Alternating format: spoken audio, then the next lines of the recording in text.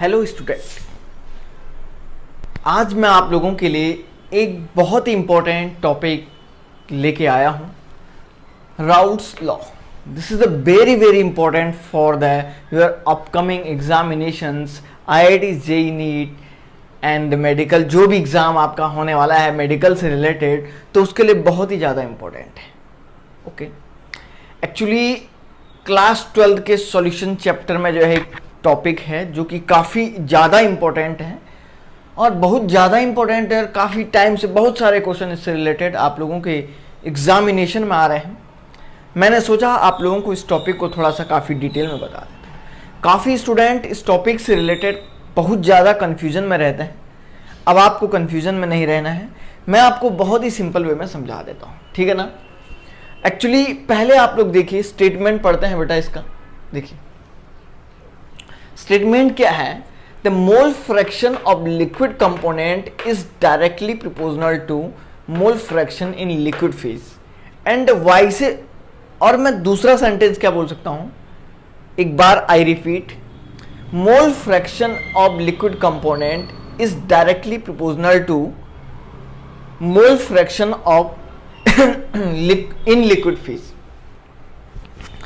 Actually मैं इससे related एक और सेंटेंस आपके सामने बोल सकता हूं। क्या? Mole fraction of vapour component, liquid की जगह पे वेपर कर दो, is directly proportional to mole fraction in vapour phase, है ना। दोनों फेज के लिए हम लोग अलग अलग लिख सकते हैं, इसमें कोई भी दिक्कत आपको नहीं होनी चाहिए। चलिए आइए देखते हैं क्या है। सपोज मेरे पास दो कंपोनेंट हैं ए और बी, मान के चलिए सॉल्यूट और सॉल्वेंट हैं। दोनों का नेचर वोलेटाइल है, दोनों का नेचर बेटा वोलेटाइल है। वोलेटाइल का मीनिंग क्या होता है? वोलेटाइल का मीनिंग होता है जिसका वेपर जल्दी बन जाता है, जिसका वेपर फास्ट बन जाएगा, that is called volatile. Okay, जब आप दो वोलेटाइल कंपोनेंट को आपस में मिक्स करते हैं तो एक सॉल्यूशन बनता है बच्चों। और एक सॉल्यूशन इस बीकर में, इस डब्बे में एक सॉल्यूशन बना, आपने डब्बे को जो है ऊपर से बंद कर दिया। अब देखो जो मिक्सर बनेगा इस सॉल्यूशन का, इन दोनों कंपोनेंट का, तो देखो ये मिक्सर बना हुआ है, दो फेज मैंने लिए हुए हैं। नीचे वाला फेज देखो बेटा, एक सॉल्यूशन सा बनेगा। इस सॉल्यूशन में ए भी है प्लस बी भी है। लिक्विड फेज में ए के कंपोनेंट भी होंगे बच्चों और बी के कंपोनेंट भी होंगे। ए और बी दोनों लिक्विड फेज में होंगे। और आप तो जानते हैं भाई, जो पानी होता है, जो लिक्विड होता है, उसका इवापोरेशन होता है। और आप जान रहे हैं, जब आपने डब्बा बंद किया है, जब डब्बा बंद किया है तो देखिए जरा ध्यान से, तो इसका इवापोरेशन होगा, इसकी वेपर्स बनेंगी। और वेपर फेज में ए का भी वेपोराइजेशन होगा, ए का भी इवापोरेशन होगा, एज वेल एज बी का भी इवापोरेशन होगा। ए और बी दोनों का इवापोरेशन भी होगा, समझ रहे हैं ना। और वेपर फेज में आप लोग कहेंगे, ठीक है ना, इस तरीके से आप लोग कहेंगे कि सर जो है ए का भी इवापोरेशन हो रहा है और बी का भी हो रहा है। तो लिक्विड में भी ए कंपोनेंट भी है, बी कंपोनेंट भी है, और इवापोरेट होने के बाद ए एज वेल एज बी दोनों का फॉर्मेशन होगा।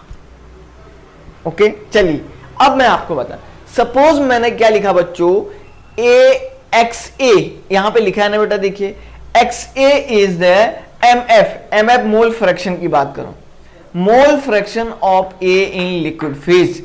इस लिक्विड फेज में एक्स ए को मैंने मान लिया है कि लिक्विड फेज में ए का मोल फ्रैक्शन है, और X B is the mole fraction of B in liquid phase. ये लिक्विड फेज है, ये वेपर फेज है। X A and X B is the mole fraction of liquid A and B respectively in the liquid phase. और यह इसको आप भी बोल सकते हैं composition of A and B, ठीक है ना। दूसरा क्या लिखा है, Y A and Y B. देखिए Y A and Y B, Y A is the mole fraction of A in the vapour phase and Y B is the mole fraction of B in the vapour phase. मतलब इस phase की बात कर रहा है, Y is the mole fraction of A in the vapour phase and B जो है B का वेपर फेज में हो जाएगा।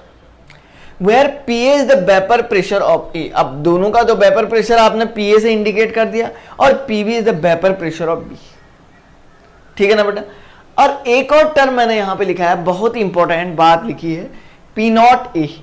P naught A is the vapor pressure of pure component A and the P naught B is the vapor pressure of pure component B. क्या meaning है? P naught A of pure component, vapour pressure है pure component का।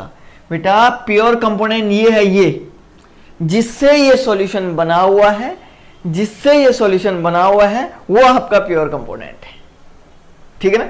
इन दोनों component का vapour pressure P and P naught है। Okay, let start. So according to the statement of this Raoult's एक scientist का नाम है ना।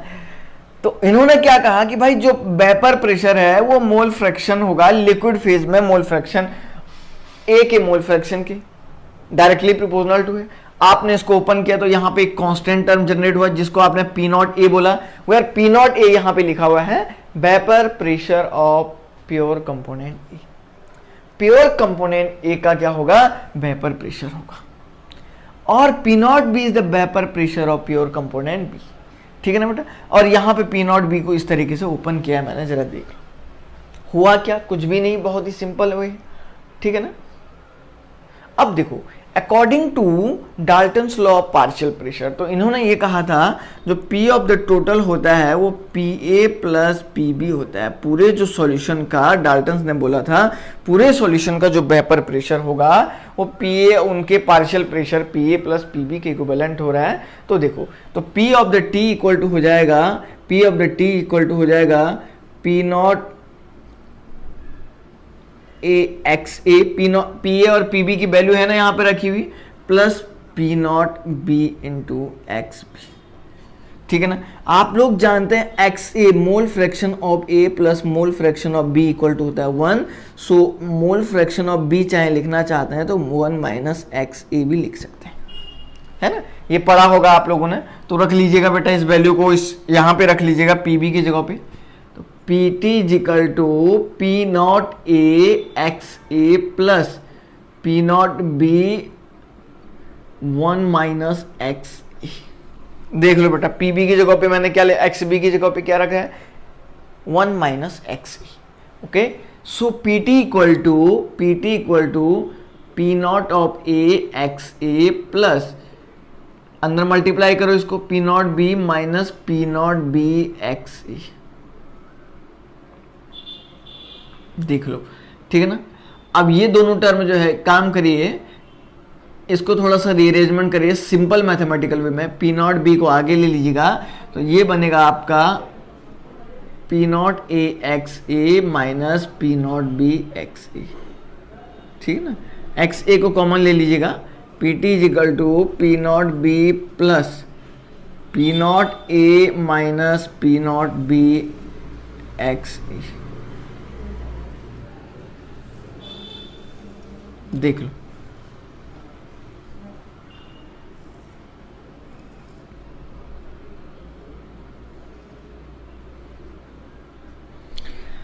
ये बहुत इंपॉर्टेंट इक्वेशन राउल्स लॉ का आप लोगों को मिला हुआ है। आप चाहें तो इसको भी चेंज कर सकते थे, दोनों में से आंसर बिल्कुल सेम आएगा। आप चाहें इसे करें या इसे करें, ठीक है ना। बहुत सिंपल बात मैंने बोली है। अब हम लोगों को इसका ग्राफिकल रिप्रेजेंटेशन करना है, ठीक है ना। ग्राफिकल रिप्रेजेंटेशन से पहले चाहें तो आप लोग जो है इसके मोल फ्रैक्शन वेपर फेज के भी निकाल सकते हैं, वेपर फेज के मोल फ्रैक्शन भी निकाल सकते हैं।